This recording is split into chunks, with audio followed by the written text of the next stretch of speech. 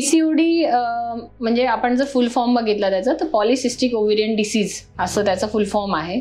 तर पॉलिसिस्टिक म्हणजे सिस्ट म्हणजे छोट्या छोट्या गाठी आणि पॉली म्हणजे खूप साऱ्या. तर खूप साऱ्या गाठी ह्या जेव्हा ओव्हरीमध्ये तयार होतात तेव्हा त्याला पॉलिसिस्टिक ओव्हरीज म्हणतात. तर ते जेव्हा तो डिसीज ओव्हरीपर्यंत असतो तेव्हा त्याला आपण पीसीओडी म्हणतो आणि जेव्हा तो ओव्हरीमधनं पुढे पूर्ण शरीरात त्याचे जेव्हा इफेक्ट्स आपल्याला जाणवायला लागतात तेव्हा त्याला सिंड्रोम म्हणतात. मग त्याला पीसीओएस म्हणतात. हे सिस्ट म्हणजे गाठी असं काही वेगळं नसतं. जे फॉलिकल मी तुम्हाला सुरुवातीला सांगितलं की एक स्त्रीबीज तयार होतं.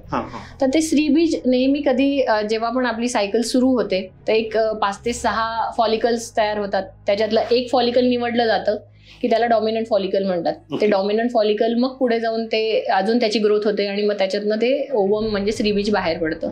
मग जेव्हा पीसीओडी होतं, हॉर्मोनल इम्बॅलन्स होतं, तेव्हा यांच्यामध्ये ह्या मुलींमध्ये मेल हॉर्मोन वाढायला लागतात आणि मग मेल हॉर्मोन वाढायला लागल्यावर मग जे केस गळणं आहे, मेल पॅटर्न बॉल्डनेस म्हणतो आपण, की जशी माणसांचे केस गळतात तसं केस गळणं किंवा चीनला केस येणं, एक्स्ट्रा फेशियल हेअर ग्रोथ होते.